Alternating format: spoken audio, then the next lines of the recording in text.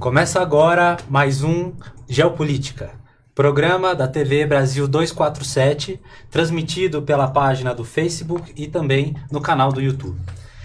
Infelizmente hoje não contamos com a presença do professor Igor Fuser, porque ele está cumprindo uma agenda acadêmica fora de São Paulo, mas hoje aqui tem uma presença do Rodrigo Leão e do William Nozak. Estou com uma colinha aqui. Rodrigo Leão é mestre em desenvolvimento econômico pela Unicamp, foi pesquisador do IPEA e do DIEESE. Atualmente é pesquisador visitante da Universidade Federal da Bahia e tem experiências em temas como economia internacional, cadeias produtivas e setor de óleo e gás. William Nozak é bacharel em Ciências Sociais pela Universidade de São Paulo, mestre e doutorando também pelo Programa de Desenvolvimento Econômico da Unicamp. Também foi pesquisador do IPEA e atualmente é professor de Ciência Política e Economia na Escola de Sociologia e Política de São Paulo. Os dois aqui são pesquisadores do Instituto de Estudos Estratégicos de Petróleo, Gás Natural e Biocombustíveis Eduardo Dutra, o INEP. E aqui o nosso bate-papo hoje é sobre o pré-sal, a Petrobras, o petróleo. É importante dizer, que a própria campanha de criação da Petrobras, ela remonta lá aos 1953, com toda a campanha do Petróleo é Nosso, com diferentes setores da sociedade civil engajados, então engenheiros, estudantes, comunistas, setor da sociedade civil em geral, engajados por uma campanha pelo monopólio do petróleo e então estatal. E aí a Petrobras ela é criada.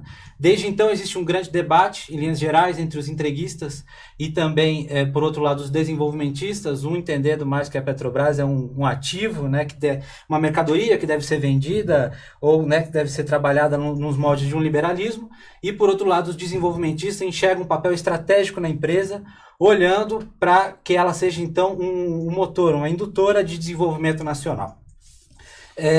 A gente tem na história brasileira a importância da Petrobras, ela atravessa, e a gente chega então aqui no nosso tema de hoje, trabalhando com a ideia então do pré-sal. O pré-sal foi descoberto aí no século XXI, em 2006, ele começa a ser operado, e aí a gente já completa aí 10 anos então, de exploração do pré-sal. E o pré-sal que até naquele momento os governos Lula e Dilma tem um papel estratégico como um indutor de política industrial no Brasil, promovendo então uma série de políticas que conseguem desenvolver a indústria brasileira, por toda a demanda gigantesca que o pré-sal se coloca. É bom lembrar que são quilômetros e quilômetros de distância da costa, 7 quilômetros abaixo do nível do mar de exploração.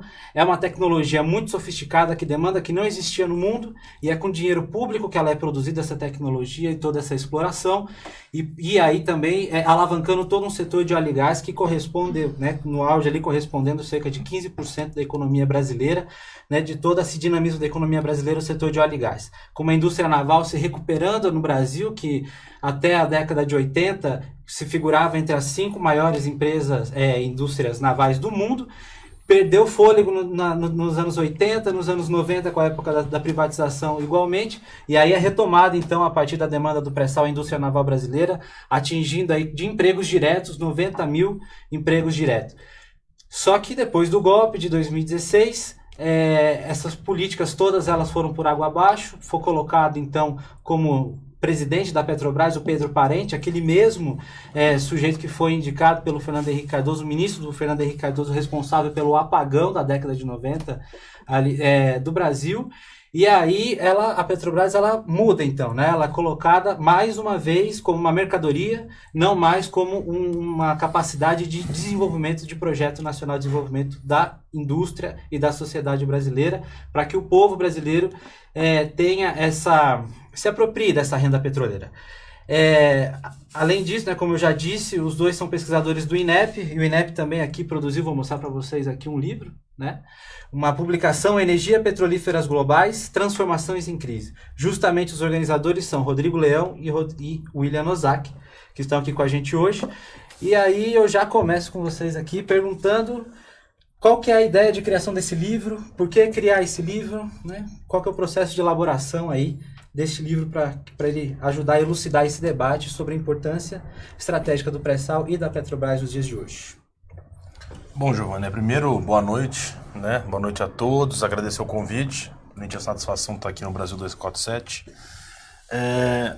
Assim, eu acho que a ideia do livro um pouco, ele de alguma forma sistematiza um pouco a produção que o INEP tem feito nesse último período, nos últimos 12 meses talvez, né, 15 meses. O INEP ele existe desde março desse ano, só que a gente já vem trabalhando enquanto um grupo de pesquisa há mais tempo, né, há mais ou menos 15 meses. Então, esse livro ele basicamente sistematiza vários artigos curtos que a gente tem publicado em alguns órgãos vamos dizer, da mídia alternativa brasileira. Então, a gente tem produzido material na Carta Capital, na revista Fórum, saiu já coisas nossas no JB, enfim, vários sites, no próprio 247. Então, a ideia desse livro é sistematizar um pouco as publicações que a gente tem feito nesse período. E aí, o título do livro, de alguma forma, tenta resumir um pouco o que se discute ali dentro, né? A gente trata ali um pouco de geopolítica, trata de energia renovável, trata do papel das grandes petrolíferas, da suposta crise que o setor vive no Brasil. Eu digo suposta porque eu acho que a gente não vive bem uma crise, tem uma certa, vamos dizer assim, acho que as políticas do governo federal e da Petrobras reforçam uma tendência de redução de investimento e acho que a gente vai tratar um pouco disso, né, ao longo do programa. Mas, enfim, a ideia do livro é sistematizar um pouco as publicações que a gente tem produzido nesse último período. E a gente acha que, assim, esse tema... Por que agora, né? Porque é um tema que vai estar no centro das eleições. De novo, a Petrobras vai ser um tema que vai ser discutido, tanto do ponto de vista da corrupção, dessas discussões relacionadas à transparência, ao papel das empresas estatais, quanto do próprio petróleo, né? O Brasil, para se recuperar do ponto de vista econômico, vai precisar do petróleo do setor de energia, de modo geral. Então, eu avalio, né, eu acho que o William também, que o petróleo vai estar no centro do debate eleitoral, que é curto esse ano, mas que a gente acha que o INEP pode contribuir nessa discussão. É muito curioso perceber, porque muitas pessoas, né, vários setores da sociedade, como a gente aqui eu pude dizer no começo, os entreguistas, eles têm uma posição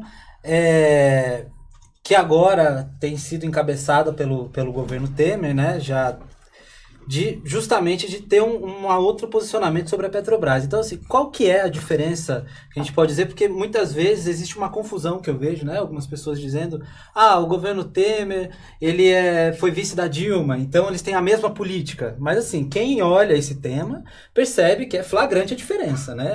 O posicionamento que é dado de um lado e de outro. Assim, se a gente pudesse dizer para dar esse início de conversa, assim, qual que é essas diferenças que tem dentro da posição que era dada pela presidente Dilma, né, dos governos Lula e Dilma, e aí agora com o governo Temer. O que é que muda, assim?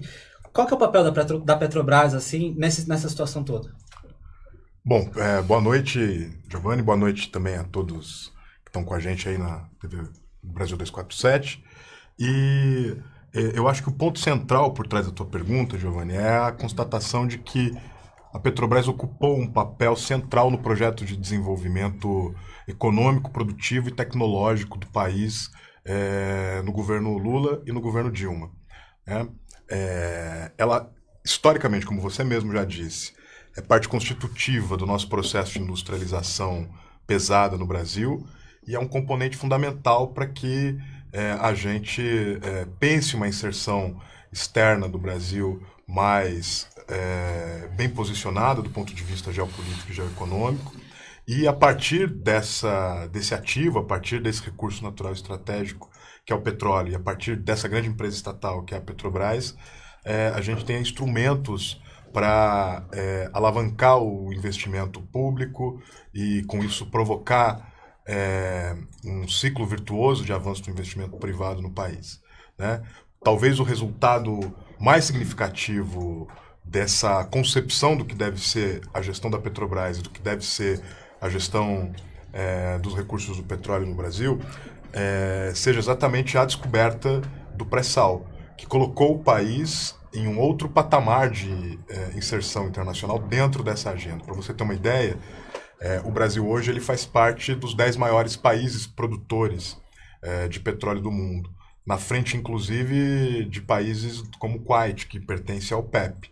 Então, isso é um sinal do significado econômico e geopolítico disso para o Brasil. E quando a gente compara esse processo com o que aconteceu mais recentemente, a partir do governo Temer, o que a gente nota é uma total inversão dessa concepção de como devem ser geridas as nossas capacidades estatais e os nossos recursos estratégicos.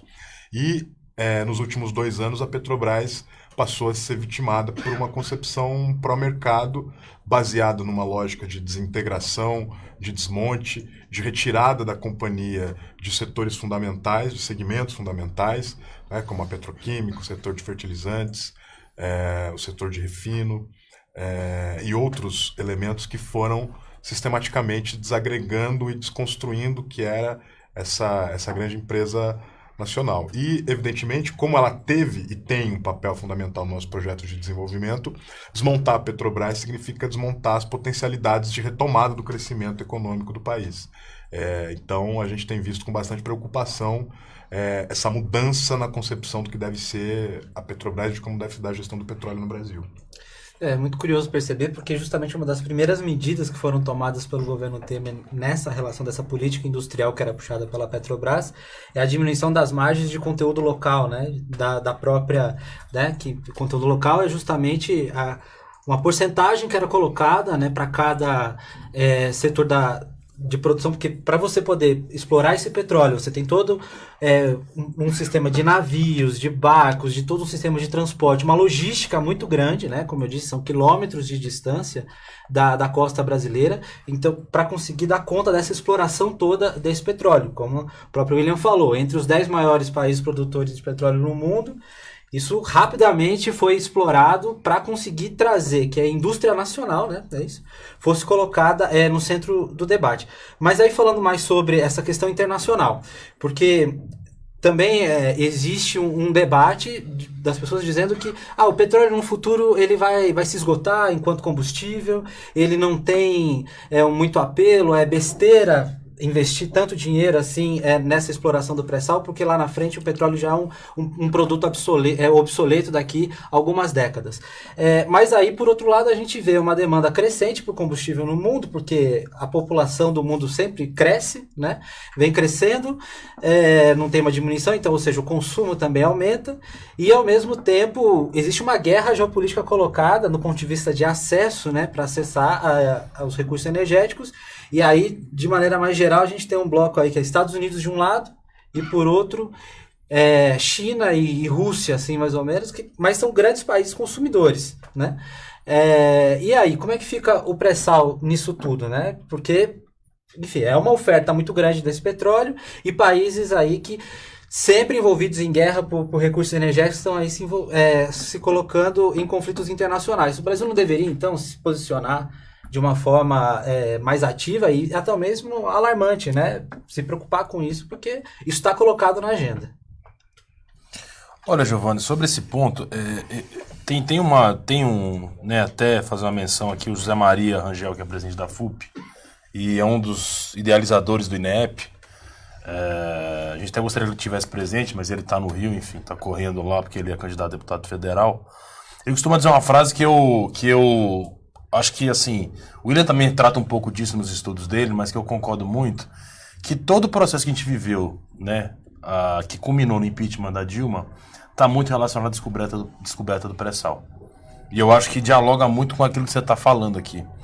Então a gente tem um texto nosso que saiu na Carta Capital, né, que a gente tenta um pouco fazer uma cronologia dos episódios que ocorreram em relação ao pré-sal desde a sua descoberta, né, que passa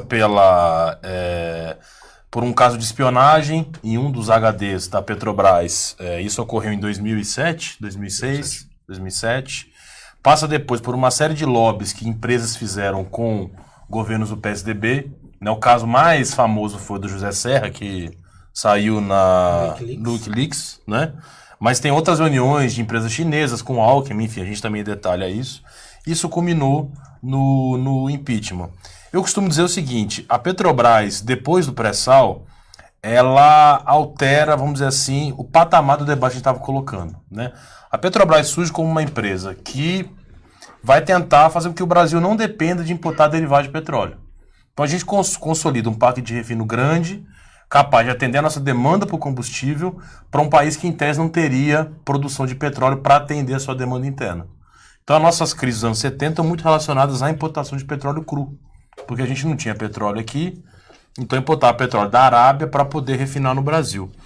Com a descoberta da bacia de Campos nos anos 70, vamos dizer assim que a gente coloca a Petrobras num outro patamar de tornar o Brasil autossuficiente em termos de petróleo. Mas era um petróleo que basicamente atendia a demanda brasileira. Não era, vamos dizer assim, uma fronteira petrolífera que as grandes operadoras estavam de olho. Né? A bacia de Campos não compete com as reservas da Venezuela, da Arábia e por aí vai. Com o pré-sal a gente passa a ser competitivo. Tem um dado também que eu tenho falado muito, né? Além desse que o William fala que é muito relevante, mas se hoje tudo que se fala do pré-sal for verdade do ponto de vista de reserva provada, né? Ainda a gente está num passo de reserva não provada. Mas se for provado o volume de reserva que existe do pré-sal, o Brasil vai estar entre o terceiro e o quarto maior país do mundo em termos de reserva de petróleo. Então isso coloca o Brasil numa outra dimensão do ponto de vista geopolítico em relação ao petróleo. Dá uma outra dimensão. E aí é óbvio que essas empresas começam a olhar o Brasil de forma diferente. E a questão do petróleo, o que essa discussão, eu acho, sobre petróleo vai durar 10, 20, 30 anos, isso não é uma decisão só relacionada à existência do petróleo ou não. É como os outros atores que estão dentro do setor petróleo vão se posicionar em relação a isso. A Exxon, por exemplo, é um ator que, de todas as formas, obstaculariza a descoberta ou o avanço de qualquer outra forma de energia que não o petróleo. Então, os atores do próprio setor, eles atuam para manter essa dependência e investir em mais reserva de petróleo. Não é por acaso que são das grandes empresas que estão entrando no pré-sal. Como a China, numa lógica diferente, também está. O problema desse processo é óbvio que a gente já seria alvo de disputa. Isso está colocado só pela existência do pré-sal. O problema foi que a gente, em 2010, criou um marco regulatório altamente, vamos dizer assim, para proteger o petróleo para os interesses nacionais. Né? Então a gente definiu que a Petrobras seria operadora única, que ela entraria em todos os leilões do pré-sal. E o que você falou, que é mais importante, eu acho. Esse pré-sal ele seria utilizado para retomar a indústria nacional. Alguns segmentos, pelo menos. Indústria naval, complexo metal mecânico, alguns setores de bens de capital. Então, é evidente que esse processo, eu acho, ele consolida o incômodo que gera com os países estrangeiros. Né? Não só pelo Brasil concentrar essa maior parte de petróleo para a gente, sendo que o Brasil não precisa do ponto de vista de atender a nossa demanda, então o Brasil utilizaria esse petróleo para fazer política externa, para aumentar o seu poder de barganha do ponto de vista internacional. Coisa que a gente não tem do ponto de vista militar hoje, do ponto de vista financeiro. O Brasil não é um país que emite moeda internacional, o nosso poderio militar é muito inferior de outros países, mas o petróleo colocaria a gente num outro patamar do ponto de vista internacional.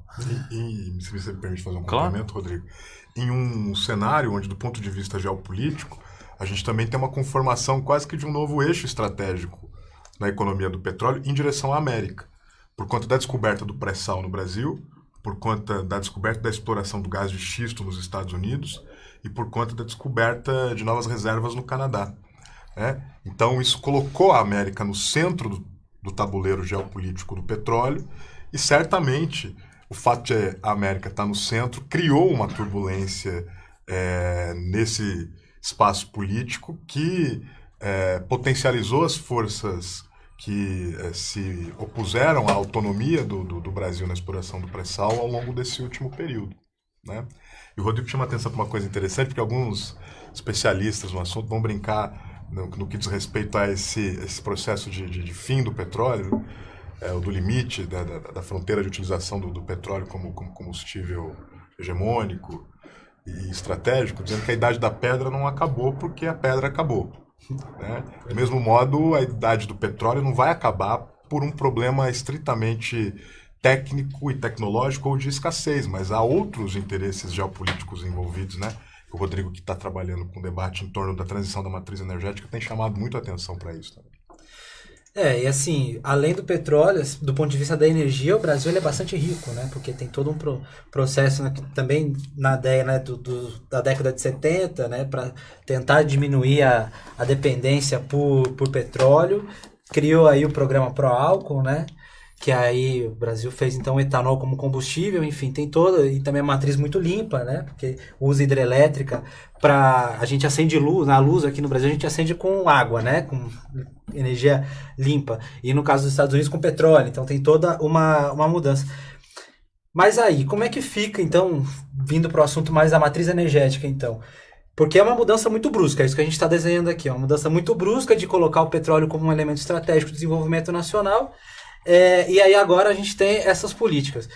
O cenário que fica colocado como o futuro, para nossa, né, considerando todas as eleições também, as forças políticas que estão colocadas, tendo isso em mente, qual que seria então o cenário para uma matriz energética brasileira aí, tendo o petróleo, porque acho difícil que o petróleo saia da conta, é isso que você estava falando, né? Sai da conta. Mas se ele fica para cada vez mais para capital internacional explorar e não ficando aqui no Brasil, como é que fica essa situação da matriz energética brasileira, então, diante dessa questão toda? Olha então, Giovanni, eu acho que o petróleo, no caso brasileiro, ele está muito mais relacionado a esse aspecto externo. Né? Onde eu ia chegar naquele raciocínio anterior, era o seguinte, o problema do petróleo hoje não é para o Brasil. É para os Estados Unidos, é o que você falou, para a Rússia. Os Estados Unidos hoje depende de uma fonte energética, que é o gás de xisto, que ela vai esgotar em 10, 15 anos. Essa vai esgotar. Então, o desespero dos americanos é o que eu faço daqui 15 anos? Não me importa se daqui 50 anos vai acabar o petróleo ou não. O cobertor é curto. Os americanos estão preocupados daqui 15 anos. E a China não tem petróleo. Então, a discussão nossa é hoje. O problema é, nós estamos fazendo uma política de petróleo para os outros, não para nós. Quem está desesperado para explorar petróleo rápido não é o Brasil. Nós hoje produzimos um volume de petróleo que garante para a gente a nossa demanda interna. A produção brasileira hoje é superavitária. Nós estamos começando a exportar petróleo cru. Isso era inimaginável há 30, 40 anos atrás, né? Então, assim, do ponto de vista da nossa matriz, eu acho que o petróleo, assim, para o caso brasileiro, ela está resolvida em certo modo. A gente tem um problema hoje no Brasil que é refinaria, né? Hoje a demanda nossa em relação ao que a gente refina está muito próxima. A gente precisa importar um pouco de derivado. Do ponto de vista da matriz, o que nos interessa hoje é construir mais refinaria. Por isso, inclusive, que o governo Lula, na minha visão de forma correta, tinha um programa de acelerar a construção de refinarias, né? Era o que a gente precisava na época, dado o crescimento que vinha na demanda. Como com essa crise toda a demanda caiu, a gente hoje está ali mais ou menos atingindo, vamos dizer assim, as refinarias hoje são capazes, a despeito da atual gestão da Petrobras não utilizar a refinaria nossa, mas se ela utilizasse integralmente, a gente atenderia boa parte da demanda interna. Então, acho que o petróleo tem muito mais a ver com o que eu estava falando, do ponto de vista de política externa.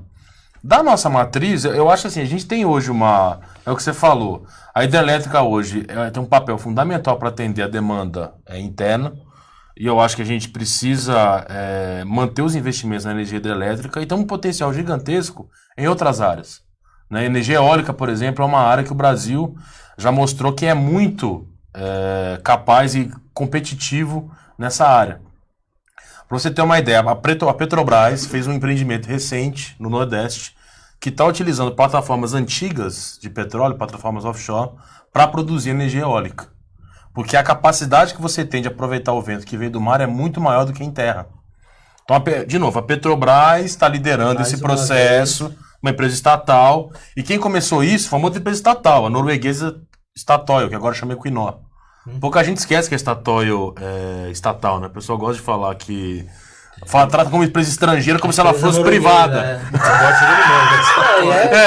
Foi uma das primeiras que comprou, né? Nesses leilões aí que fizeram logo no início do governo Temer, que comprou. É curioso, né? Porque aqui o discurso é que uma empresa estatal é muito grande, ela é ineficiente, tem que ser vendida, não tem capacidade técnica de produzir tudo aquilo, mas aí a gente vende justamente para uma empresa estatal norueguesa. Sim, vendemos para várias estatais, chinesas também com operações estatais.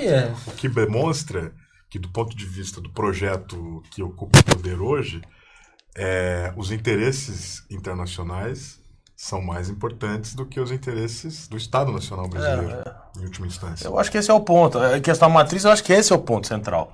Ou seja, o Brasil tem uma capacidade imensa de produzir energia. Para nós, para fora, energia limpa agora.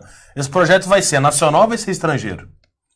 Essa é a discussão. Não é que a gente não tem uma política industrial, a gente tem uma política industrial agora, mas ela é justamente para produzir lá para fora, né? Emprego lá fora. A gente tem chamado que a gente faz hoje política de conteúdo internacional. É mais ou menos essa a lógica, como está se pensando política energética no Brasil. Não existe mais. Então, assim, os potenciais são gigantescos, né, de energia, principalmente eólica.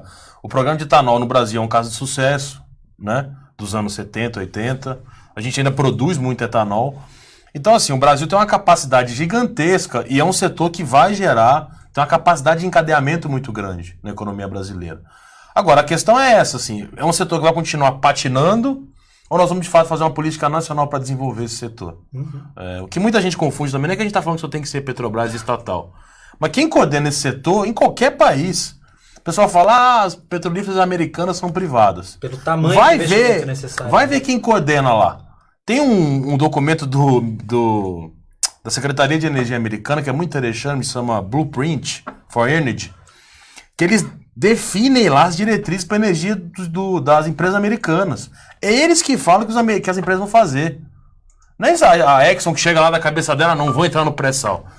O governo americano está coordenando a ação deles. O governo americano tão comunista do jeito que é. Entendeu? Então, assim, a discussão, acho que de fundo é essa que o William coloca. Vai ser um projeto nacional ou não? Se não for, é esse caos que a gente está vendo aí. E nesse capítulo, acho que vale se recuperar a história de longo prazo e a história mais recente, porque lá nos anos 50, quando a Petrobras foi montada, poucas pessoas lembram desse fato. Mas a equipe econômica do Vargas, quando desenhou o projeto original da construção de uma empresa petrolífera no país, não propôs ela de saída como uma empresa estatal. Desenhou ela como um projeto a ser levado adiante pelo investimento privado. Como não houve esse investimento privado, porque o empresariado naquele momento entendia que era um setor e uma atividade muito arriscada, de baixo retorno, então é que se desenhou o projeto de construção de uma empresa estatal. Então, ele historicamente não foi uma definição previamente estabelecida e ideológica. A construção da empresa estatal se impôs, dada a ausência do investimento privado para construir essa fronteira de expansão energética. E quando a gente olha para a história mais recente, também tem dois exemplos que são curiosos. Porque depois da quebra do monopólio estatal da exploração de petróleo, em 97, a gente teve a tentativa de algumas empresas, né, petrolíferas estrangeiras de fazer a exploração em águas profundas no Brasil. Em 2001, a Shell era a concessionária de um campo onde ela tentou fazer a exploração e não conseguiu fazer uma perfuração abaixo de 2.000 metros, o pré-sal está a 7, porque não tinha tecnologia para fazer isso. Em 2011, 10 anos depois, a Chevron também tentou alcançar a camada do pré-sal e também encontrou dificuldade tecnológica, e produziu inclusive um vazamento, se não me engano, em Roncador. Frade, Bacia de Campos. Por conta disso. Então, quer dizer, essa discussão sobre a relação entre Estado e mercado nesse setor, ela precisa ser observada à luz da trajetória histórica e dos elementos que mostram para nós como o capital privado nacional e o capital internacional não tem a bagagem, expertise técnica e tecnológica que a Petrobras desenvolveu. Precisa do Estado para fazer o investimento de monta, fazer toda a prospecção, a exploração. Se não tem tecnologia, produz a tecnologia, como é o caso do pré-sal, mapeia todo o petróleo, os campos de petróleo, aí depois que está tudo feito o trabalho, que foi tudo gasto com dinheiro público, aí o mercado quer participar da conversa, né? Exato. Aí ele quer participar, porque tomar risco ele não toma, mas na hora de receber o lucro ele grita. Bom, então aqui vamos seguir aqui com alguns comentários, né? Lembrando que você aí pode participar compartilhando essa nossa conversa aqui nas suas redes sociais e também comentando, deixando aí seus comentários pra gente. Eu vou ler aqui alguns comentários de quem está participando. Então aqui comentário da Maria Silva. Que bom poder saber sobre o pré-sal, que poderá ser nosso com o Lula, né? Retomando aí a saudade do Lula, o Brasil feliz de novo. Brasil de muitas riquezas, vivendo na miséria. Henrique do Distrito Federal pergunta aqui qual é o nome do livro. Henrique, Energia e Petrolíferas Globais, Transformações e Crise. Aqui dos organizadores Rodrigo Leão e o William Ozaki, com o prefácio do Celso Amorim, produzido pelo INEP. Comentário também de Cleide Portela, maldito José Serra, que foi o lobista das petroleiras estrangeiras na entrega do pré-sal. E aqui estamos pagando a gasolina, do comentário do Vitor Ries, estamos pagando a gasolina que é do Brasil, em dólar. Então aqui, aproveitando o comentário do Vitor Ries, aí a gente teve nos últimos tempos uma grande greve, paralisação dos caminhoneiros, justamente aí em decorrência dessa mudança, né, da política de preços da Petrobras. A presidenta Dilma ela foi muito atacada, né, pelos seus oposicionistas, dizendo que o governo estava controlando artificialmente os preços do petróleo, né? E aí, então vem o governo que, tudo bem, então segue a cartilha do mercado, faz o controle dos preços, né, ajustando o preço da gasolina aqui com o preço internacional do petróleo, e aí estoura aí um aumento de mais de 17%, né, do valor do combustível para os brasileiros, e aí não se aguenta, porque é um país que majoritariamente o escoamento de cargas é feito, né, através das rodovias aí dos caminhões. O frete fica caro, o trabalho fica caro, o povo não aguenta pagar essa gasolina nesse preço, é uma política industrial, portanto, que não faz sentido, a política de preço, aliás, que não faz sentido para o povo mesmo, né? Só faz sentido para quem ganha dinheiro com isso, que no caso não é a gente. E aí, então, fica essa questão. Por que isso que aconteceu? Então, deixa eu explicar bem para quem está nos ouvindo aí, por que acontece essa mudança do preço, da política de preço da Petrobras, traz esse aumento do preço do combustível, que isso, pelo jeito, não foi resolvido, né? Estão saindo aí novos boatos sobre uma possível nova paralisação aí dos caminhoneiros. Mesmo assim, o governo que conseguiu negociar para encerrar aquela paralisação que aconteceu antes, jogou para o próximo ano, então deixou o abacaxi para quem vier para depois. E aí, a coisa não está resolvida e o conflito continua. Por que aconteceu isso? Bom, começa, me ajuda. Giovanni, então, eu tenho começado, que essa é a pergunta, eu tenho brincado, né, que essa é a pergunta de R$1 milhão, né? Todo evento que eu vou, qual política é certa, da Dilma ou do Pedro Parente? É a primeira pergunta que me fazem. Eu sempre começo dizendo o seguinte, o pessoal se esquece que existiu, antes da Dilma, a gestão do Gabrielli, por exemplo. Entre 2003 e 2011, essa discussão não existia no Brasil. Ninguém falava disso, né? Porque o preço da gasolina era reajustado de modo, vamos dizer assim, parcimonioso, né? A Petrobras não tomou prejuízo em nenhum momento e a gente não viveu uma inflação no setor de derivados de combustível, né? Então, ou seja, vamos dizer assim, não é nem 8 nem 80. Né? Acho que esse é o primeiro ponto que eu gosto de deixar claro nessa discussão. Por que não é nem 8 nem 80? Tem uma questão, eu acho, importante sobre o preço do petróleo, e o preço do petróleo virou uma commodity. O petróleo virou uma commodity. Então, o preço do petróleo varia segundo a lógica do mercado de commodity internacional. Que a lógica de especulação é uma lógica de volatilidade. Essa, para mim, é a grande questão, volatilidade. Nós estamos falando de um país que é gigantesco, o cara vai fazer um frete do Rio Grande do Sul para o Pará.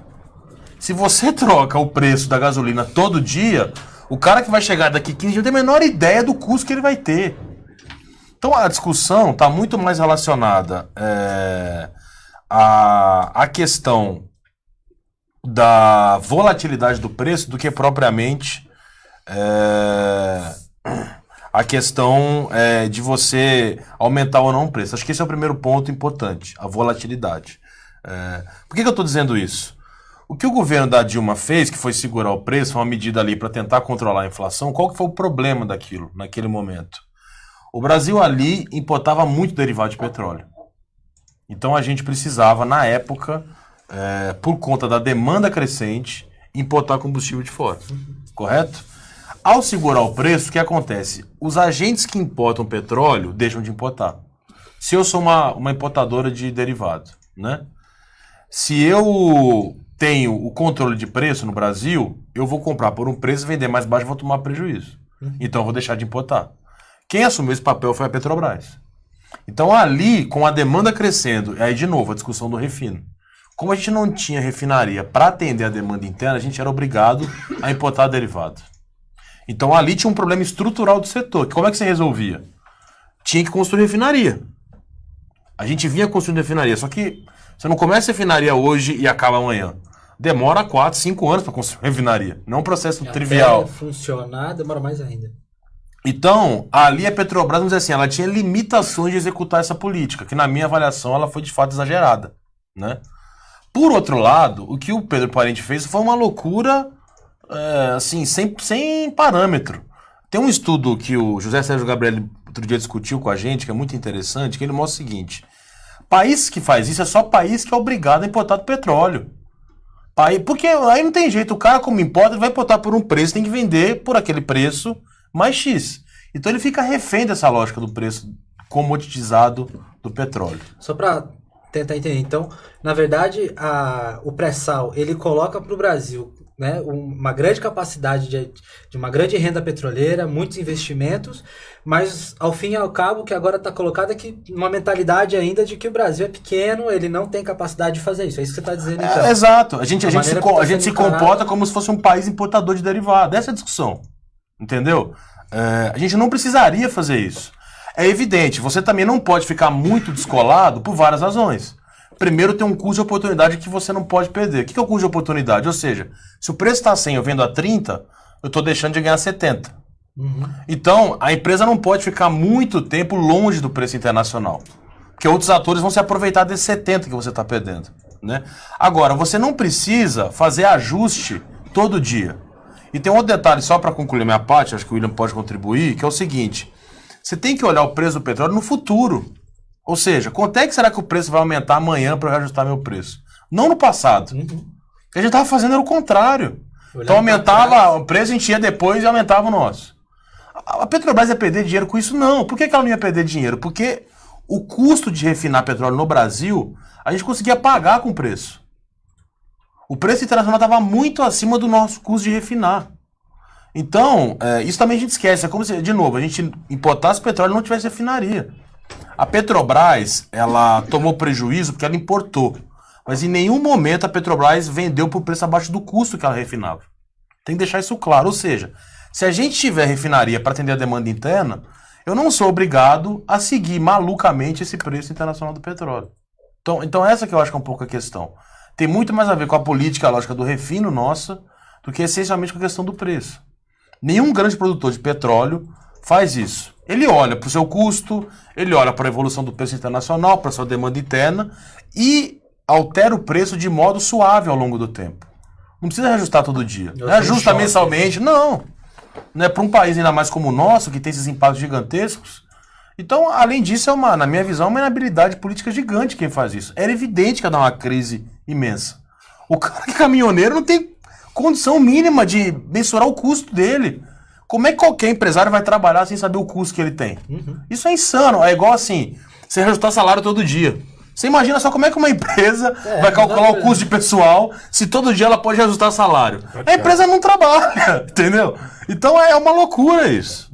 E você olha para isso, num cenário onde você tem uma modernização no Brasil, que foi organizada em torno de uma industrialização que tinha no centro empresas estatais em setores estratégicos, ao lado de um modelo de urbanização baseado na malha rodoviária.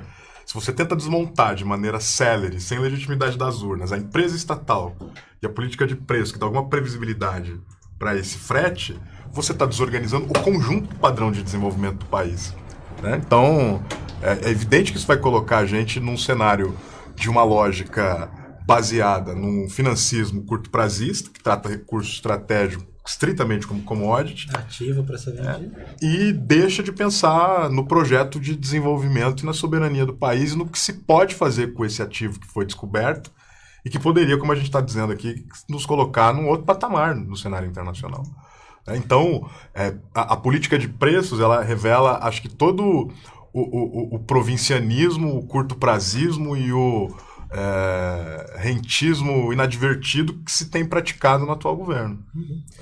Bom, ainda seguindo nessa ideia, né, de mostrar qual que é essa diferença entre os posicionamentos dos governos em relação à Petrobras, a gente tem também a questão da própria venda de ativos que tem acontecido agora, que também é mais um passo, né, para diminuir a capacidade da Petrobras em conseguir tocar toda essa monstruosidade de investimentos aí que são necessários para o pré-sal. Então vamos dar nome aos bois, assim, né? Queria que vocês pudessem poder enumerar aí quais são os pontos que a gente consegue perceber porque, por exemplo, houve lá um balanço, né, para tentar, o primeiro balanço lá com a Graça Foster ainda, para tentar saber qual que era o valor da corrupção, né, dos contratos da Petrobras e tudo mais. Aí chegou numa cifra mágica lá de 6 bilhões. É importante ver que, por exemplo, o próprio professor Gilberto Bercovitch ali da Universidade de São Paulo, ele diz, foi um assinte isso, foi um... Porque o que fizeram para achar esse preço? Porque como existiam, eles pegaram o valor da corrupção, colocando ele numa margem de 2, 3% de todos os contratos. Então, assim, pressupondo então que em todos os contratos da Petrobras existia uma margem de corrupção. Então, considerando ali 2% em todos os contratos, isso deu uma cifra, considerando todos os contratos, 6 bilhões de reais. Então, aí você já fala, que contabilidade é essa? E foi assinada, né? Foi assinada essa contabilidade por uma empresa, aí a Pricewater, né? E aí, a gente vê agora... Né? Então toda a população ficou escandalizada com essa cifra, 6 bilhões, o mercado gritou, toda aquela discussão, a oposição gritou mais ainda, e aí a gente vê agora, nessa política também de venda de ativos, né? Dizer que não são estratégicos, de desinvestimento, uma política de desinvestimento da Petrobras. Como dá pra gente perceber, o pré-sal demanda muito investimento. E aí, na contramão disso tudo, vem o Pedro Parente e o governo Temer diminuindo investimento e vendendo ativos, né? Fatiando aos poucos a empresa. Então, eu queria saber de vocês, assim, dá nome aos bois, então, qual que é o pedaço que está sendo vendido, o que isso significa no longo prazo, para a gente poder retomar, porque se está sendo vendido e não poderia ser, porque a gente precisa disso, uma hora a gente vai ter que refazer de novo todas essas políticas. Então, o que significa em número, e, enfim, para esse processo todo da Petrobras? Bom, acho que a primeira observação importante a se fazer sobre esse processo de desestatização é que ele se baseia numa lógica que guarda em si uma irracionalidade econômica. Porque ele tenta resolver os problemas de caixa do governo por meio do desmonte de ativos que são fundamentais, mas que na próxima esquina vão gerar problemas e custos e ônus para além de econômicos para o país. Dou um exemplo concreto. A Petrobras está passando por um processo de desmonte da sua malha dutoviária de gás e está vendendo uma parte dos terminais de regasificação, dos dutos, da logística do gás. Isso significa a entrada de múltiplos operadores dentro desse sistema. E uma questão que se coloca nesse cenário, que a Petrobras, que antes tinha o uso dessa infraestrutura e dessa logística para lidar com o óleo e com o gás que são extraídos das diversas bacias, agora tem que pagar o aluguel para utilizar essa infraestrutura. Então, quer dizer, tinha tecnologia, vendeu e agora tem que Exatamente. pagar aluguel. Ela está vendendo uma parte dos seus ativos e ela vai pagar o aluguel do uso mais para frente desses mesmos ativos. Né? Então tem problemas dessa ordem, para dar um exemplo pontual. Mas a retirada da Petrobras, da indústria petroquímica, por exemplo, vai gerar problemas para o Brasil daqui para diante. A gente estava discutindo a questão da transição da matriz energética e da diversificação dos nossos componentes energéticos do país. A indústria petroquímica é fundamental para a próxima etapa de crescimento econômico quando houver uma retomada. Abrir mão disso significa criar fragilidades em segmentos que são fundamentais para o abastecimento do mercado interno. Né? A mesma coisa acontece com o setor de fertilizantes, ou com a retirada da Petrobras de parte do setor de fertilizantes. Isso também traz impactos, inclusive negativos, para as próprias forças econômicas que muitas vezes apoiaram o desmonte da Petrobras. Né? No processo de transição da gestão do Pedro Parente para o Ivan Monteiro, o agronegócio brasileiro ele reagiu contra a gestão do Pedro Parente, muito embora tenha apoiado no início. E reagiu exatamente porque ficou refém dos preços e das importações de fertilizantes que eram trabalhadas em outros termos no momento anterior. Então a saída do gás, a saída dos fertilizantes, a saída dos biocombustíveis, tudo isso vai atrapalhar a gestão da transição da matriz energética, a gestão da segurança energética nacional, a gestão do abastecimento, da autossuficiência do mercado interno.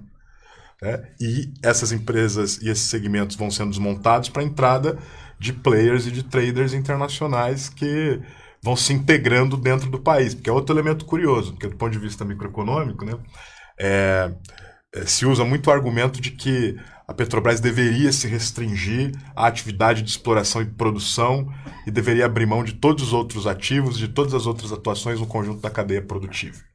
E se usa esse argumento como um argumento para endossar a ideia de que isso seria o mais adequado do ponto de vista financeiro e o mais moderno do ponto de vista da gestão.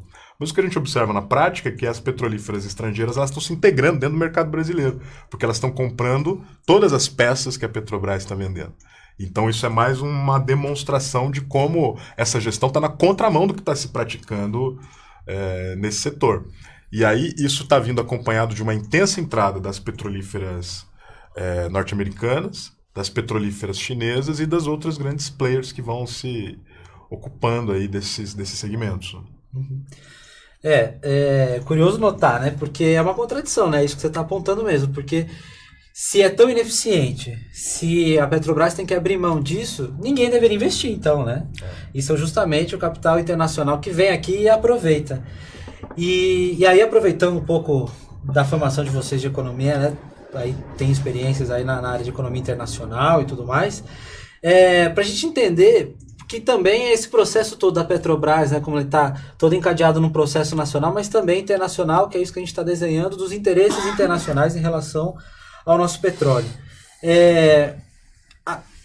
Vamos tentar entendendo assim, que foi a partir de uma crise internacional que ainda não se resolveu, talvez, que ainda não está colocado numa estabilidade geral de um comportamento dos estados, né, dos países, em relação... Porque, por exemplo, a crise em 2008, não sei se vocês têm essa mesma leitura, ela na verdade tem um pouco dessa raiz da crise de 2008 no que a gente vem passando hoje na conjuntura política e econômica brasileira.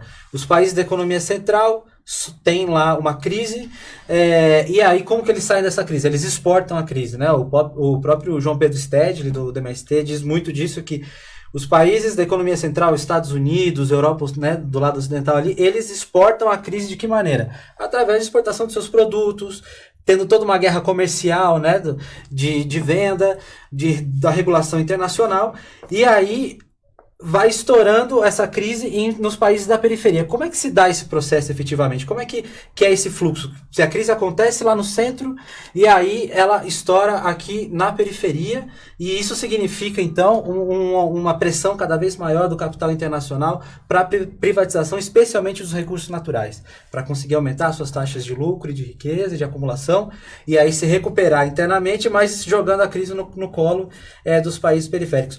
Como é que se dá essa movimentação? Porque muitas vezes parece que é um ente misterioso, né? Que a crise internacional chegou, porque esse é um discurso que a gente coloca que não dá para ignorar na conta, né? Dessa crise que a Petrobras atravessou, né? Pelo menos vendida como uma crise, e aí fala, não, a crise internacional não foi nada, né? Até usam ainda o discurso do Lula lá atrás, foi uma marolinha. Mas não, porque foi uma marolinha lá, né? Ele saiu do governo em 2010, mas em 2011, 2012, aquela crise lá de 2008 chegou aqui no Brasil. Como que é isso? Como que se dá esse fluxo mesmo a ponto de pressionar, e hoje a gente está nessa conjuntura em relação ao petróleo, em relação aos recursos naturais brasileiros? Até porque não é só o petróleo, a gente tem outros temas aí, como a própria venda de terras para estrangeiros que estão na pauta, enfim, são outras, é um conjunto de situações que colocam uma agenda toda de desmonte do Estado brasileiro mesmo.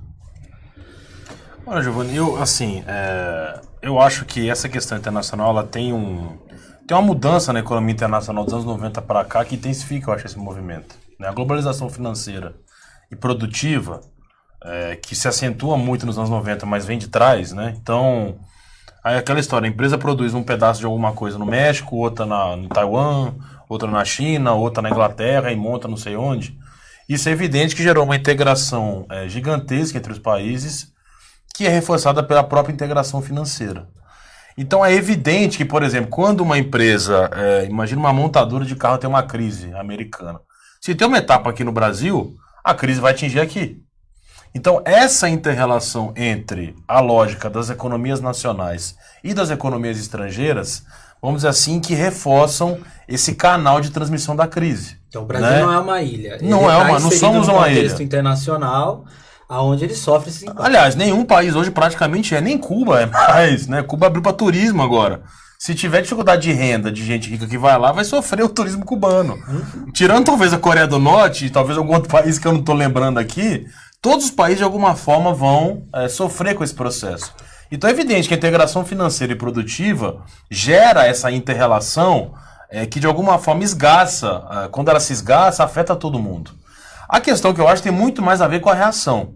E aí que eu acho que a gente chega um pouco no governo Lula e o que tá fazendo hoje o governo Trump, por exemplo. O pessoal olha o Trump como um cara meio maluco e tal, e ele de fato é.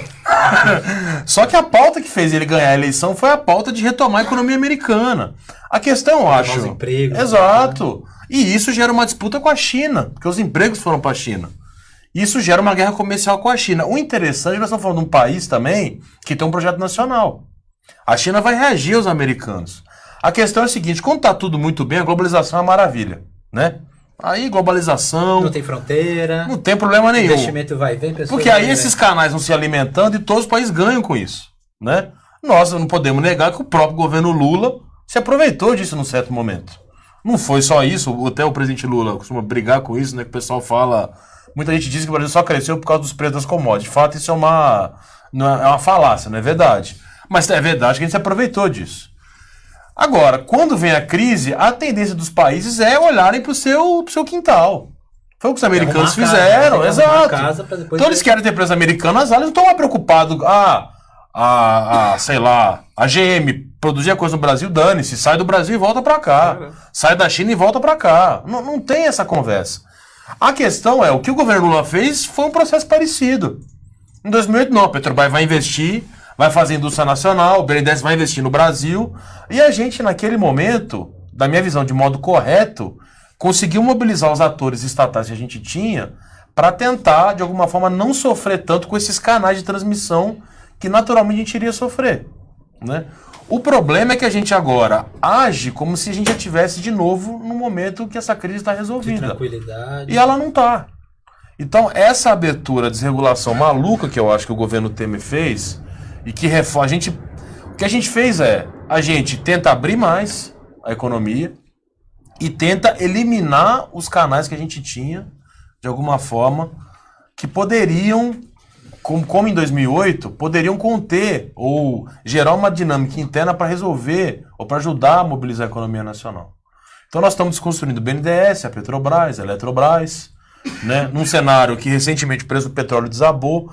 Então vários fatores da conjuntura prejudicaram, mas o governo Temer recentemente tomou um conjunto de medidas que deixa a economia mais combalida. A gente tem mais dificuldade de usar instrumentos hoje para sair dessa lógica. Claro! Essas políticas estão deixando a gente cada vez mais vulnerável. O Brasil já é um país vulnerável, aquilo que eu falei no começo. Nós não temos moeda internacional, nós não temos empresas, embora tentamos fazer isso. Acho que muita gente critica a política do Luciano Coutinho, mas ela tinha uma lógica de transformar players brasileiros como players globais, de sair na frente, conseguir dominar alguns setores globais. A gente teve problemas nessa política, ela não foi implementada até o fim, então nós não conseguimos fazer isso. Então, a economia brasileira ela é estruturalmente dependente da internacional, né? Nós tentamos, num certo momento, usar instrumentos do quais a gente tinha, Petrobras, para tentar um pouco sofrer menos com isso. E a gente está agora destruindo tudo isso. Então, eu acho que assim, esse é um outro desafio para quem vai assumir esse governo. A gente vai ter menos capacidade, menos instrumentos. Nós vamos ter que reconstruir os instrumentos que tem para além de pensar em outros. Então, acho que é um desafio... E no setor petróleo, para mim, é muito claro isso. O que ele explicou aqui deixa isso claro. Nós vamos ter que reconstruir petroquímica, indústria naval, quase do zero. A indústria naval que saiu de 20 mil empregos para 80 mil está com 20 mil de novo. Os estaleiros estão sucateados. E vamos ter que lidar com esse problema num cenário de adversidade maior. Para dar um exemplo dessa lógica que o Rodrigo está descrevendo, a gente estava antes conversando sobre a política de conteúdo nacional. Era fundamental o papel da Petrobras como operadora única do pré-sal, porque isso dava condições para que ela fizesse grandes processos de compras governamentais capazes de gerar demanda para reativar o investimento privado. Quando a Petrobras sai da operação única, ela perde a capacidade de gerar demanda. Então nós vamos ter que lidar com esse desafio daqui para diante. Quer dizer, como reativar, por exemplo, uma política de conteúdo nacional sem a Petrobras estar atuando de maneira mais intensa nesses setores e de modo integrado? Né? Essa pergunta está em aberto. E acho que isso dialoga exatamente com... Esse é um bom exemplo, que é o seguinte. A Petrobras sai do jogo, entra aqui a BP, uma britânica. Alguém acha que a BP, a British Petroleum ou a Chevron vai estar preocupado com a indústria naval brasileira? Vai querer fazer plataforma aqui? De novo, nessa crise ela vai fazer plataforma lá na Inglaterra, na Holanda, sei lá. Mas é lá, não é aqui. Então é isso, nesse momento eles estão olhando para o quintal. A China é a mesma coisa. A gente recentemente teve uma plataforma que seria feita no Brasil e ela chegou aqui para produzir pré-sal vindo da China. A China vai usar o pré-sal também para desenvolver a indústria naval dela, não é a nossa. Tá cada um olhando pro seu umbigo. É claro. E aí, quem cede acaba perdendo com isso, ficando cada vez mais vulnerável. Então, nessa crise, a gente vê que, embora, né, tem outros projetos, né, como o da Argentina, que vem se dando mal, que é um projeto também, vamos dizer, nessa linha meio Temer, o projeto do Macri, mas os grandes países que estão com essa dificuldade, estão vivendo um período de baixo crescimento há muito tempo, estão começando a olhar com preocupação o cenário internacional e começam a olhar mais para os instrumentos nacionais. A gente está um pouco na contramão disso. Então, eu vejo com muita preocupação e acho que nós vamos sair desse governo mais fragilizado do que em 2010, por exemplo. Não tenho dúvida disso. O que coloca um desafio adicional para quem vai pensar o país nos próximos 4 anos. Bom, a gente já segue aqui nos minutos finais.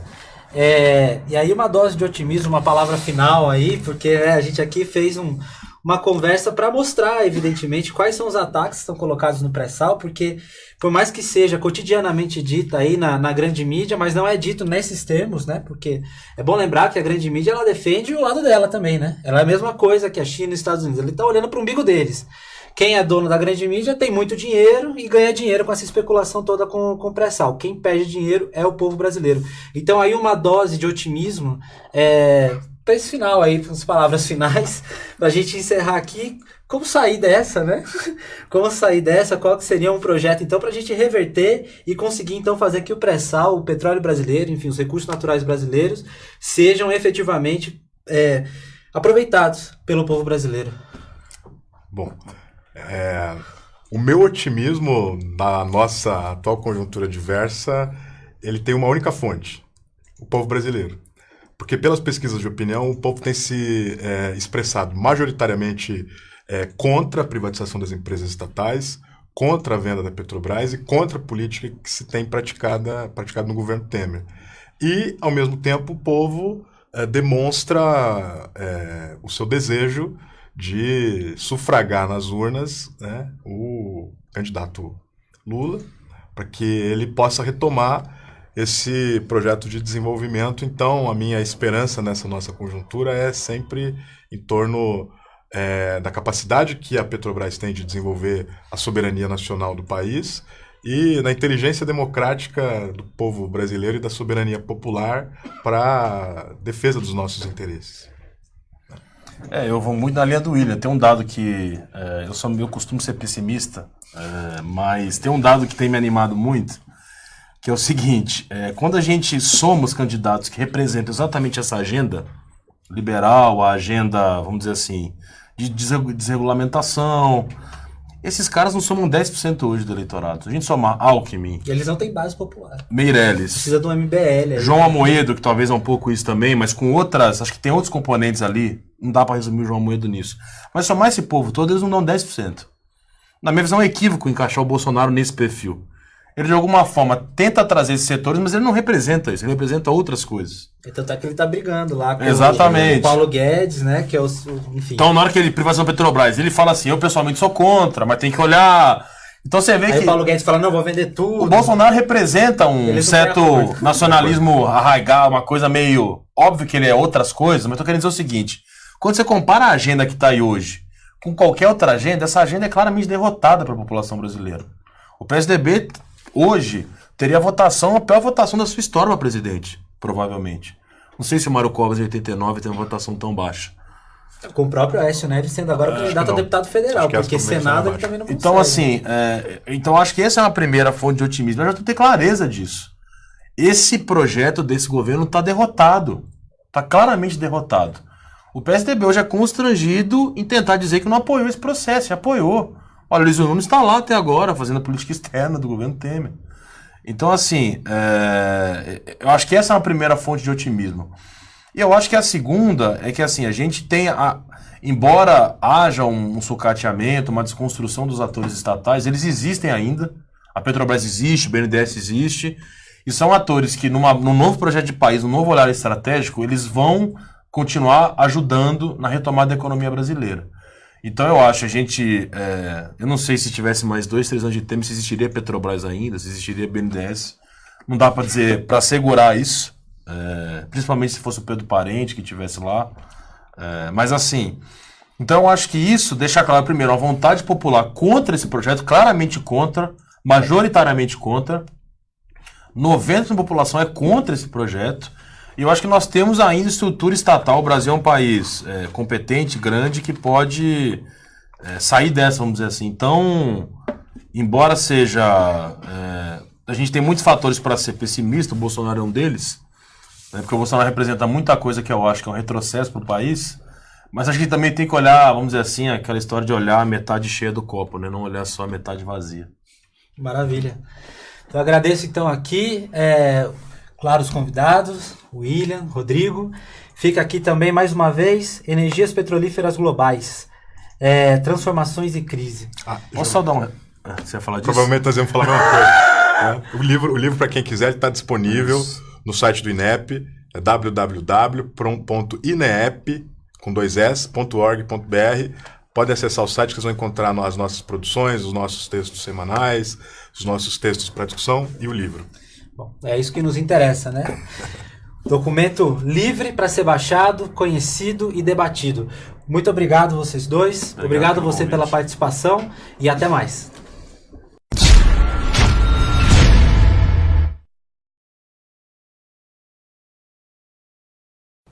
Bom, queria apoiar aqui o programa de assinaturas do Brasil 247. Acho que todos nós sabemos a importância de muitas mídias diferentes e muitas mídias independentes no Brasil de hoje.